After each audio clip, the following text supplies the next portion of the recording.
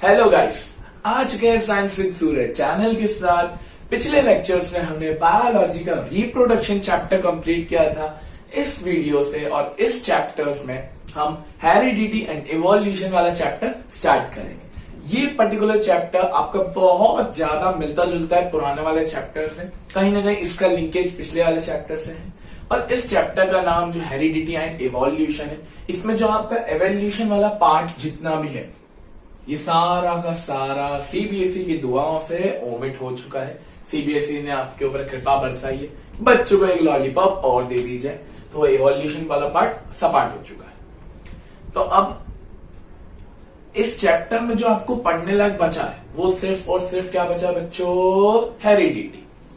और हम इस पर्टिकुलर चैप्टर को 4 से 5 वीडियो में कवर करने का ट्राई करेंगे। आसान चैप्टर है, चैप्टर का वेटेज अच्छा है, टोटल बायोलॉजी 18 नंबर का आ रहा है, उसमें से हमने एक चैप्टर कर लिया, ये दूसरा चैप्टर है। फिर अब हेरिडिटी होती क्या है? हमने पिछले चैप्टर में ये पढ़ा, 2 टाइप्स ऑफ रिप्रोडक्शन होता है, sexual and asexual. Asexual reproduction में ओनली 1 पेरेंटल बॉडी इन्वॉल्व होती है, वेयर सेक्सुअल रिप्रोडक्शन में 2 पेरेंटल बॉडी इन्वॉल्व होती है।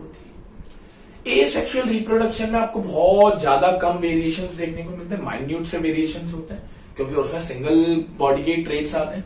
वेयरएज सेक्सुअल रिप्रोडक्शन में मेल एंड फीमेल के दोनों के ट्रेट्स आते हैं, इसलिए हमें वहां पर वेरिएशन भी देखने को मिलते हैं। अब ये बात तो आप भी जानते हैं कि मान लेते हैं कि 2 पापा हैं, सॉरी 1 पापा है और 1 मम्मी है, ठीक है। मम्मी के कुछ कर्ली बाल है, पापा का ये सिंगल सा बाल है, हमने सिंगल सा बाल बनाया। अब जो इनका बेटा बेटी होगा, शादी के बाद रिप्रोडक्शन तो करेंगे ना, उसके बिना काम थोड़ा ना होगा। तो फिर एक बच्चा आया, अब बच्चा कैसा निकला? बच्चे का बाल ऐसा आया पापा जैसा, और मान लेते मम्मी को तिल था तो मम्मी का तिल इसके पास आ गया। बाकी हाँ, अब मान लेते हैं कि इसके हाथ पर एक बर्थ मार्क आ गया। अब ना तो ये हाथ वाला मार्क पापा के पास था ना मम्मी के पास था, तो ये एक क्या हो गया? वेरिएशन हो गया। और वेरिएशन आपको कहां देखने को मिलता है? सेक्सुअल रिप्रोडक्शन में, ये आपको पता है। तो सर हम ये कर क्या रहे? तो पुराना चैप्टर था बच्चों, वही तो हेरिडिटी भी यही कहती है हमसे बच्चों। हेरिडिटी होती क्या है? हेरिडिटी ये होती है आपके पेरेंट्स से आपके अंदर जितने भी ट्रेट्स आए, हो सकता है कि वो बॉडी कलर हो, कि बॉडी हो सकता है आपके पापा का कलर ब्राउन हो तो आपका ब्राउन हो जाए, आई शेप हो आपकी आंखों का शेप, ईयर लोब्स हो, ईयर भी अगर जॉइंट या अलग अलग है, हो सकता है आपकी हाइट पे असर, आपके पापा बहुत ज्यादा बड़े हैं तो आप भी बहुत बड़े हो गए, हो सकता है आपकी मम्मी छोटी है तो आप छोटे हो गए। तो ये जितनी भी चीजें आपके मम्मी पापा से आपके अंदर आ रही है, उसे ही हम हेरिडिटी बोलते हैं। क्या बोलते हैं बच्चों? हेरिडिटी। और आप ये टर्म से बहुत अच्छे से वाकिफ हैं। तो अब इसका अगर डेफिनेशन देखा जाए, transmission of characters from one generation to another is called as heredity. और ये कहां से कहां होता है? Parents to offspring. ऑफस्प्रिंग मतलब आप छोटे मुन्ने चुन्ने मुन्ने बच्चे, ठीक। तो ये होता है बेसिक सा हेरिडिटी का मतलब। 2 टर्म्स बार बार आएगी, एक है कैरेक्टर और एक है ट्रेट्स। कैरेक्टर्स क्या होते हैं बच्चों? कि ऐसा रिकॉग्नाइजेबल फीचर जो हर ह्यूमन बीइंग में प्रेजेंट होता है। जैसे मैं एक इंसान, अब मैं क्या हूं? मेल हूं, तो मेल के अंदर क्या क्या कैरेक्टर्स हो गए? जैसे मेल के बाल होते हैं, लॉन्ग हेयर्स नहीं होते हैं। मेल के बाद मेल के पास थोड़ी सी एब्डोमेन एरिया थोड़ा सा इनलार्ज रहता है, मसल ग्रोथ होती है, पब्लिक हेयर्स होते हैं, मॉस्टेज बियर्ड होती है। वहीं फीमेल्स में क्या रहता है? थोड़ी सी हाइट शॉर्टेड रहती है, आपके लॉन्ग बाल्स रहते हैं। तो ये सारी चीजें जितनी भी रहती है हम उसको बोलते हैं कैरेक्टर। क्या बोलते हैं बच्चों? कैरेक्टर। अब उसी के साथ बाद में आते हैं ट्रेट्स, और ये वन ऑफ द इंपॉर्टेंट चीज है, क्योंकि इस चैप्टर का जो मेन एम रहेगा वो ट्रेट्स पे रहेगा। ट्रेट्स का मतलब क्या है? ट्रेट्स कैरेक्टर का भाई है, भाई ये बेटा है। कैरेक्टर बड़ा है, ट्रेट्स छोटा है। ट्रेट्स क्या है? वेरियस फॉर्म्स ऑफ कैरेक्टर, मतलब कैरेक्टर के बहुत सारे फॉर्म्स को हम क्या बोलते हैं? ट्रेट्स बोलते हैं। जैसे मैं मेल हूं, हो सकता है मेरा बॉडी शेप अलग हो सकता है मेरा बॉडी कलर अलग हो सकता है मेरी बॉडी हाइट अलग हो। तो ये जितने भी अलग अलग फॉर्म्स है, मेनली 3 से 4 आप पढ़ोगे इस चैप्टर में भी, जैसे साइज, कलर और शेप। इन तीनों में जो हम ये नए नए अलग अलग फॉर्म देखने को, उसको हम बोलते हैं ट्रेट्स। कैरेक्टर क्या होते हैं? ह्यूमन बीइंग को पहचानने का एक रिकॉग्नाइजेबल फीचर, वेरियस ट्रेट्स क्या होते हैं? वेरियस फॉर्म्स ऑफ कैरेक्टर, बहुत सारे अलग अलग फॉर्म्स। अब इस चैप्टर में आपको पर्टिकुलरली पढ़ना क्या है? पर्टिकुलरली ये चैप्टर एक ही टर्म पे बेस्ड रहेगा जिसको हम बोलेंगे वेरिएशन। हमें पता है वेरिएशन होता क्या है। वेरिएशन ये होता है कि जब भी डीएनए कॉपिंग होती है फ्रॉम पेरेंट्स टू ऑफस्प्रिंग, कुछ ना कुछ ऑल्ट्रेशन हो जाता है, कुछ ना कुछ चेंज हो जाता है, तो जो बच्चे पैदा होते हैं वो पेरेंट्स से थोड़े से अलग निकलते हैं, उसी को ही हम क्या बोलते हैं? वेरिएशन बोलते हैं। अब भैया हमने बोल तो दिया सेक्सुअल रिप्रोडक्शन में वेरिएशन अच्छा खासा होता है, बट हमें इसको प्रूफ करना पड़ेगा कि कैसे कैसे वेरिएशन आया, हाउ। तो ये वेरिएशन प्रूफ करने के लिए साइंटिस्ट जो कि है मेंडल, ये आएंगे और ये आपको समझाएंगे, यहां वीडियो में आएंगे आपके सामने और बताएंगे आपको कि वेरिएशन कैसे आता है। और मेंडल को ही फादर ऑफ जेनेटिक्स भी बोला जाता है बच्चों, क्योंकि इनकी वजह से ही हम ये कॉन्सेप्ट और वेरिएशन वाला फंडा समझ रहे हैं। तो इस कारण से हमें इस पूरे चैप्टर में मेंडल के कंट्रीब्यूशन को समझना है। और हमें बेसिक्स एम क्या है चैप्टर का कि वेरिएशन आते हैं, क्या होते हैं, क्या इसका कोई वैलिड प्रूफ भी है। तो ये हम इसे प्रैक्टिकल तरीके से समझेंगे, इसमें हल्का फुल्का मैथ्स अप्लाई होगा। तो ये चैप्टर बहुत इंटरेस्टिंग होने वाला है। अब अपन थोड़े से बात करते हैं मेंडल साहब के बारे में। चलिए तो अब बात करते हैं मेंडल का जो एक्सपेरिमेंट था, जिनको हम फादर ऑफ जेनेटिक्स भी बोलते हैं, उन्होंने कैसे वेरिएशन शो करने का दिखाया। अच्छा, उन्होंने ये वेरिएशन प्लांट्स में देखा, क्योंकि प्लांट्स में भी सेक्सुअल रिप्रोडक्शन होता है, आपने देखा है एंथर और स्टिग्मा वाला प्रोसेस। तो उन्होंने इसी प्रोसेस से ट्राई किया कि प्लांट्स के अंदर वेरिएशन देखने को मिलता है। अगर प्लांट्स के अंदर देखने को मिलता है तो ह्यूमन के अंदर तो देखने को मिलेगा ही। तो पहले समझते हैं कि प्लांट्स में कैसे। अच्छा, उन्होंने इसके लिए कोई प्लांट चूज किया, उन्होंने लिया पी प्लांट। ये पी वाला पी नहीं है जो आप समझ रहे हो, ये वाला पी है मटर का छिलका, मटर का दाना, सॉरी। तो मटर का दाना देखा है ना, आपके घरों में मटर चावल बनते होंगे। तो मटर के छिलके को और मटर के दाने को इन्होंने लिया, तो ही चूज पी प्लांट। अच्छा सर, यही क्यों लिया? दूसरे प्लांट से इनको एलर्जी थी क्या? नहीं बच्चों, ऐसा नहीं है।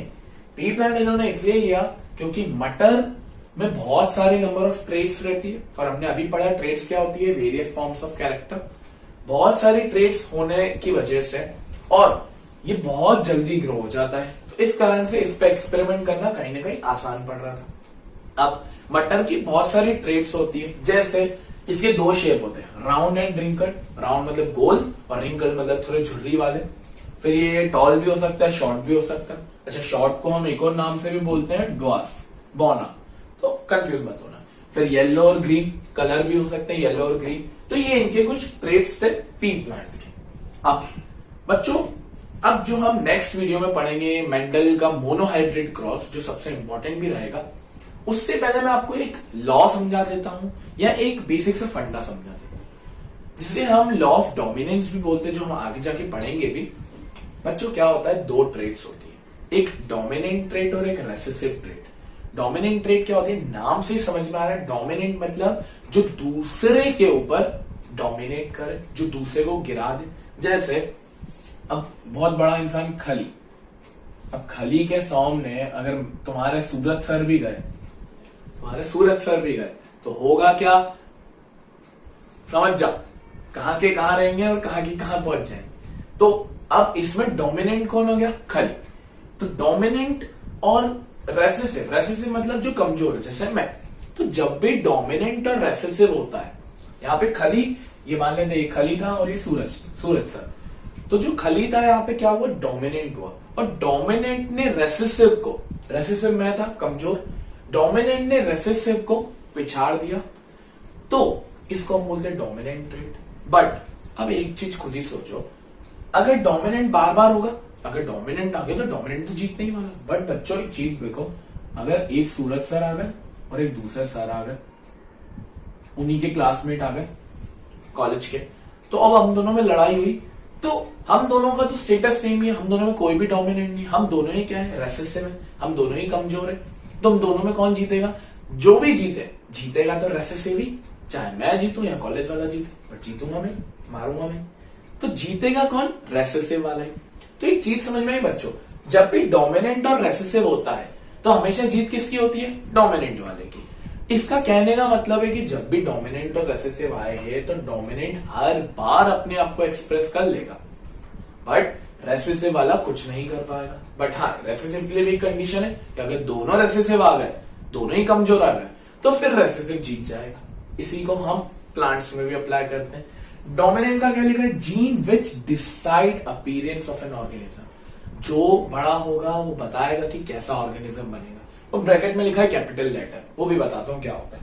जैसे अब ये 3 ट्रेड्स हैं, आपको यही 3 ट्रेड्स पढ़नी है, इसके अलावा कोई भी नहीं पढ़नी है। इन 3 ट्रेड्स में जो राउंड एंड रिंकल रहते हैं, तो राउंड को हम बोलते हैं डोमिनेंट ट्रेड। क्या बोलते हैं? डोमिनेंट। मतलब राउंड और रिंकल कभी भी आए तो जीतेगा कौन बच्चों? राउंड जीत जाएगा। और अगर रिंकल्ड और रिंकल्ड आ गए, दोनों ही रेसेसिव है, तो रिंकल्ड जीत जाएगा। अच्छा, डोमिनेंट ट्रेड को हम कैपिटल लेटर से डिनोट करते हैं, जैसे राउंड को हम आर से डिनोट करेंगे, कैपिटल आर। रिंकल्ड को हम स्मॉल आर से डिनोट करेंगे, क्योंकि ये जो रेसेसिव ट्रेड है हम उसको स्मॉल लेटर से डिनोट करते हैं। फिर टॉल और शॉर्ट में, टॉल सबसे ज्यादा डोमिनेंट है, टॉल और शॉर्ट आ गए तो जीतेगा कौन? टॉल। टॉल को हम डिनोट करते हैं कैपिटल टी से। शॉर्ट वापस से रेसेसिव है तो स्मॉल टी से। बट शॉर्ट कब जीत सकता है? जब शॉर्ट और शॉर्ट आ जाए।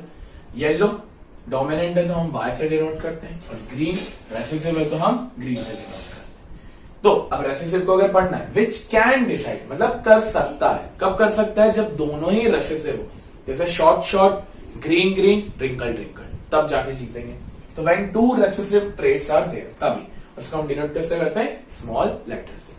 अब सर हमने ये तो पढ़ लिया, बस इसका काम क्या? बच्चों, जब हम अगले लेक्चर में मोनोहाइब्रिड क्रॉस पढ़ेंगे तो उसमें इसका बहुत यूज है, और इसमें ये याद रखना डोमिनेंट जीतता है, रेसेसिव जीतता है, इंपॉर्टेंट है। ठीक है, इस वीडियो के लिए इतना ही बच्चों। नेक्स्ट वीडियो में हम मोनोहाइब्रिड क्रॉस की बात करेंगे।